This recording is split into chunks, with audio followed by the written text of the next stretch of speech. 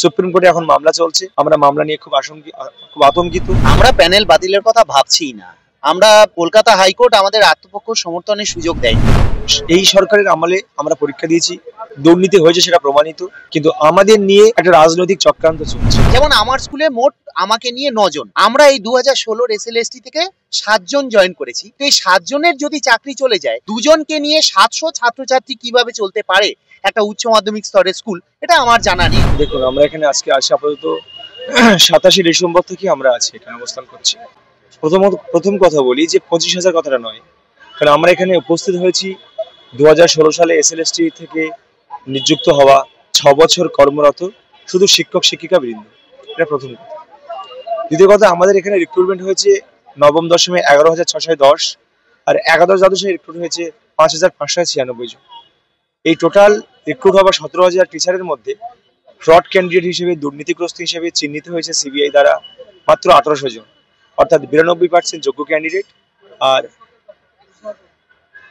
মানে নবম দশমের কথা বলছি, নবম দশমে 92% যোগ্য ক্যান্ডিডেট, আর একাদশ দ্বাদশে 87% যোগ্য ক্যান্ডিডেট।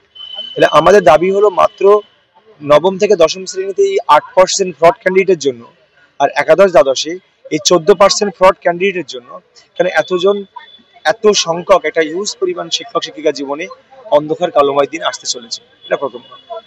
আর কোর্টের বিষয়ে যদি বলা হয় যে না, কলকাতা হাইকোর্টে সিবিআই যে দুর্নীতির লিস্ট দিয়েছিল, সেই দুর্নীতির লিস্ট অনুযায়ী কলকাতা হাইকোর্টে জাস্টিস গাঙ্গুলির নির্দেশে তাদের চাকরি বাতিল হয়। তারপর যখন তারা ডিভিশন বেঞ্চে যায়, সেখানেও কিন্তু তারা শুধুমাত্র যারা সিবিআই দ্বারা চিহ্নিত, ভারতবর্ষের উচ্চ তদন্তকারী সংস্থা সিবিআই, এই কেসটা কিন্তু আমাদের 2016 সালের নিযুক্ত শিক্ষক শিক্ষিকাদের উপরে যে দুর্নীতি হয়েছে বলে একটা অ্যালিগেশন দেওয়া হয়েছিল, সেই দুর্নীতি তদন্ত করেছে। আবারও বলছি, ভারতবর্ষের উচ্চ তদন্তকারী সংস্থা সিবিআই, এবং সিবিআই একেবারে ফাইন্ড আউট করে ফেলেছে কারা দুর্নীতিগ্রস্ত এবং কারা দুর্নীতিগ্রস্ত নয়।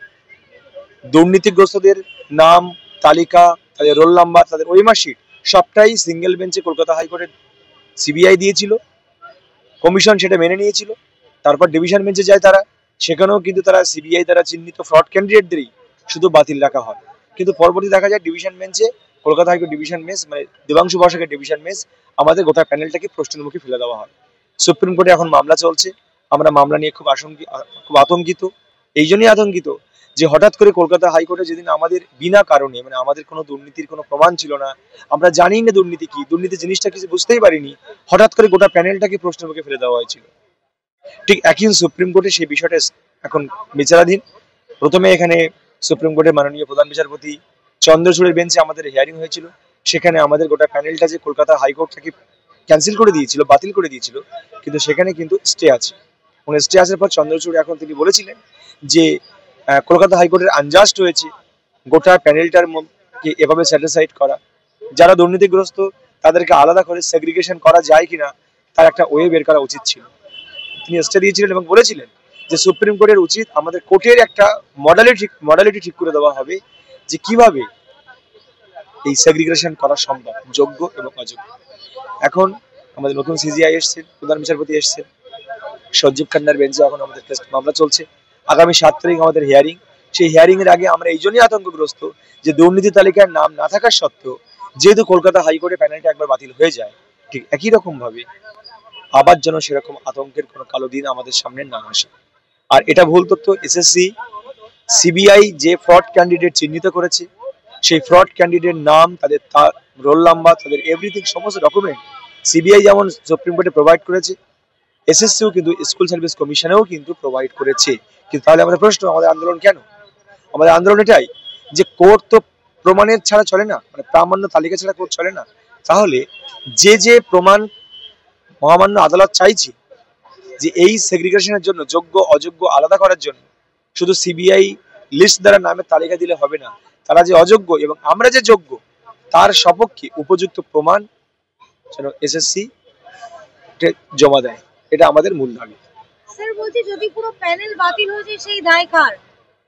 দেখুন, সে দায় বলতে, দেখুন এই সরকারের আমলে আমরা পরীক্ষা দিয়েছি, দুর্নীতি হয়েছে সেটা প্রমাণিত, কিন্তু আমাদের নিয়ে একটা রাজনৈতিক চক্রান্ত চলছে। আমরা প্রায় 27 তারিখ থেকে বসেছি এখানে। প্রায় হয়ে গেল 4-5 দিন হয়ে গেল। আমরা হচ্ছে 2016 সালের এসএলএসসি শিক্ষক, চাকরিজীবী শিক্ষক 9 থেকে 12। এখানে দেওয়া আছে, এটা ভালো করে দেখুন, এখানে সব রিপোর্ট দেওয়া আছে। এটা সম্পূর্ণ ভুল। এই ছবিটার দিকে তুলুন, দেখুন 9-10 level assistant teacher, total recommendation 11,610, OMR issue আছে 808, র্যাঙ্ক জাম্পিং আছে 185, ইরেগুলারিটি হচ্ছে 993। টোটাল হচ্ছে 8.50% হচ্ছে অযোগ্য এবং 92% হচ্ছে যোগ্য candidate according to CBI submission and affidavit.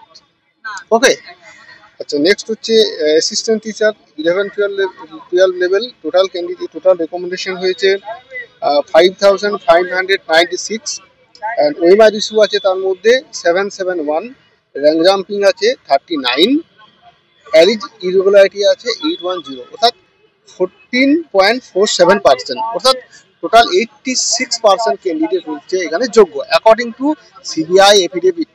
ওকে, আর এই যে এগুলো রটানো হচ্ছে, এইগুলো হচ্ছে মানুষের ভ্রান্ত ধারণা, কারণ পুরো খবরে বিশ্বাস করতে নেই। যেটা সিবিআই রিপোর্ট দিয়েছে, সেই সিবিআই তথ্য অনুসারে আমি এটা বলবো।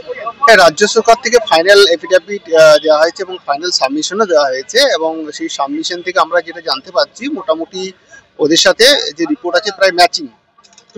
যে রিপোর্ট আছে সেখানে ডিভিশন বেঞ্চের অর্ডার অনুসারে যখন যে ইলিগালিটিসগুলো আছে সেগুলো ঠিক না ভুল, সেটার জন্য একটা কমিটি গঠন করা হয়েছিল, এবং সেখানে রাজ্য সরকার ছিল, ডিভিশন বেঞ্চ ছিল, এসএসসি ছিল, মধ্যশিক্ষা পর্ষদ ছিল, সকলেই ছিল, এবং রিট পিটিশনার যারা রেসপন্ডেন্ট ছিল, বিরোধী পক্ষ তারাও ছিল।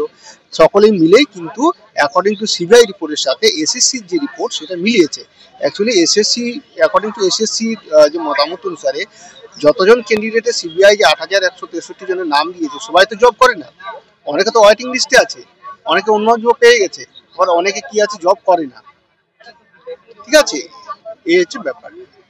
আমরা প্যানেল বাতিলের কথা ভাবছি না। আমরা কলকাতা হাইকোর্ট আমাদের আত্মপক্ষ সমর্থনের সুযোগ দেয়নি, কিন্তু এখানে আমরা আছি, এখানে আমরা আমাদের বক্তব্য রাখবো। তো প্যানেল বাতিল তো অনেক বড় সিদ্ধান্ত, এটা এর প্রভাব সুদূর প্রসারী। এখানে কয়েক হাজার মাস্টারমশাই আছেন যাদের পরিবার, তাদের জীবন ধ্বংস হয়ে যাবে। তার থেকেও বড় কথা, গ্রাম বা মফস্বলের স্কুলগুলো যে শিক্ষকের অপ্রতুলতা, শিক্ষক নেই বললেই চলে। যেমন আমার স্কুলে মোট আমাকে নিয়ে 9 জন, আমরা এই 2016 এসএলএসটি থেকে 7 জন জয়েন করেছি। তো এই 7 জনের যদি চাকরি চলে যায়, 2 জনকে নিয়ে 700 ছাত্রছাত্রী কিভাবে চলতে পারে একটা উচ্চ মাধ্যমিক স্তরের স্কুল, এটা আমার জানা নেই। রাজ্যবাসী সহজেই অনুমান করতে পারবে যে পরিস্থিতি কি হবে। আর একটা বিষয়, যারা প্রভাবিত হবে তাদের জীবন ধ্বংস হয়ে যাবে তো হবেই, কিন্তু আগামী প্রজন্ম যারা এই ধরনের শিক্ষকতার পেশায় বা যে কোনো পেশায় যেতে চাইবে, তাদের মনে এই প্রশ্নচিহ্ন এসে যাবে যে আমরা কষ্ট করে পরীক্ষা দিয়ে নিজেদের যোগ্যতায় অমুক একটা প্রফেশনে প্রবেশ করব, 2 দিন পরে আমার চাকরিটা চলে যাবে না তো? এর প্রভাব অ্যাকচুয়ালি সুদূর প্রসারী। তাই প্যানেল বাতিলের মতন এই ধরনের গুরুতর বিষয় নিয়ে আমরা ভাবছি না। আমরা জানি অনেক চক্রান্ত চলছে এই প্যানেল বাতিলের, কিন্তু আমরা সুপ্রিম কোর্টে আমাদের আত্মপক্ষ সমর্থনের ফেভারে যা যা বলার আমরা সেটা বলতে চাই সুপ্রিম কোর্টকে। কিন্তু স্যার, রাজ্য সরকারের উপর কোথাও না কোথাও কিছু প্রশ্নচিহ্ন উঠছে। দেখুন, রাজ্য সরকারের ওপর প্রশ্নচিহ্ন আছে বলেই তো আজ আমরা রাস্তায়, তাদের সদিচ্ছার অভাবের জন্যই তো আজ আমরা রাস্তায়। আমাদের বিরুদ্ধে আজ পর্যন্ত কোনো কর্তৃপক্ষ, সেটা হাইকোর্টের তৈরি করে দেওয়া বিচারপতি বাগ কমিটি রিপোর্ট হোক অথবা সিবিআই তদন্ত হোক, কেউ আজ অব্দি কোনো অভিযোগ করতে পারলো না। তো এটা তো আমাদের কিছু করার নেই, আমাদের বিচার সুপ্রিম কোর্ট করবে। আমি যোগ্য অযোগ্যের যে বিচার চলছে এখানে বা ভাগাভাগি চলছে, আমি তার মধ্যে নেই। আমি যাদবপুর বিশ্ববিদ্যালয়ের একজন শিক্ষক। তো আমি চাই যারা যোগ্য তাদের চাকরিটা বজায় থাকুক, যারা অযোগ্য তারা অবশ্যই তাদের চাকরিটা যাক। আমি দুর্নীতির বিরুদ্ধে, তার জন্য যতদূর যেতে হয়, যেদিকে যেতে হয়, তাতে আমি রাজি আছি। কিন্তু আমি কখনোই চাইবো না দুর্নীতির মাধ্যমে যারা চাকরি পেয়েছে তাদের চাকরি টিকে থাকে। অতএব এর বিচার করার দায় পড়েছে সুপ্রিম কোর্টের ঘাড়ে। সুপ্রিম কোর্ট নিশ্চয়ই সেটা বিবেচনা করবে, কিন্তু এই বাছাইয়ের কাজটা, কে যোগ্য আর কে অযোগ্য, এই বাছাইয়ের কাজ দেশের আইন সংবিধান অনুযায়ী এসএসসির উপরে বর্তায়। এসএসসি দুর্নীতি করেছে, এসএসসি দুর্নীতির মাধ্যমে অযোগ্যকে নিয়োগ করেছে, এসএসসি সঠিকভাবে জানে কে অযোগ্য। এসএসসি যদি অযোগ্যকে বেছে দিতে পারে তাহলে যোগ্যরা তাদের জায়গায় যোগ্যতা মর্যাদা পাবে, না হলে যোগ্যতাদেরও বিপদ ঘনিয়ে আসবে। আশা করি সুপ্রিম কোর্ট এসএসসি কে সেটা বাধ্য করবে। কিন্তু স্যার কোথাও না কোথাও গিয়ে তো সেই রাজ্য সরকারের উপর প্রশ্ন উঠছেই। সেটা স্বাভাবিক, অত্যন্ত স্বাভাবিক। কষ্ট এটা, এই যে দুর্নীতিটা হয়েছে এটা কোনো ভুল ভ্রান্তি থেকে হয়নি, এটা আনইনটেনশনালিও হয়নি, এটা ইন্টেনশনালি হয়েছে, যেটাকে সাদা কথায় সাদা ভাষায় বলে প্রাতিষ্ঠানিক দুর্নীতি। কারণ প্রাক্তন শিক্ষামন্ত্রী ডক্টর পার্থ চট্টোপাধ্যায়ের বান্ধবীর বাড়িতে কোটি কোটি ক্যাশ পাওয়া গেছে, তার কারণে তারা জেলে আছে। এসএসসির প্রাক্তন চেয়ারম্যান ডক্টর সুবীরেশ ভট্টাচার্য জেলে আছে। মধ্যশিক্ষা পর্ষদের প্রাক্তন চেয়ারম্যান ডক্টর কল্যাণময় গাঙ্গুলি জেলে আছে। এসএসসির সচিব প্রাক্তন অশোক সাহারাকে সে জেলে আছে। অর্থাৎ দুর্নীতি যে হয়েছে, এসএসসি, মধ্যশিক্ষা পর্ষদ, শিক্ষামন্ত্রী মিলে দুর্নীতি করেছে, এই নিয়ে কোনো সন্দেহ নেই। অর্থাৎ আঙুল তার দিকে, এবং তারাই এই দুর্নীতিটা স্বীকার করেও নিয়েছে কার্যত। যখন সুপার নিউমেরারি পোস্ট তৈরি করেছে তখন এই দুর্নীতির স্বীকারও করেছে। অর্থাৎ দুর্নীতি যারা করেছে তাদেরকে ঠিক করে বলে দিতে হবে যে দুর্নীতির মাধ্যমে কারা অযোগ্য আর দুর্নীতির বাইরে কারা যোগ্য। এইটা যদি তারা সুপ্রিম কোর্টের কাছে নির্দিষ্টভাবে বলে তাহলে যোগ্যতা সম্পন্ন যারা চাকুরিরত শিক্ষক আছে তাদের সুরক্ষা থাকবে, আর যারা অযোগ্য তারা বাতিল হবে। স্যার যদি প্যানেল বাতিল হয় তাহলে সেই দায় কার?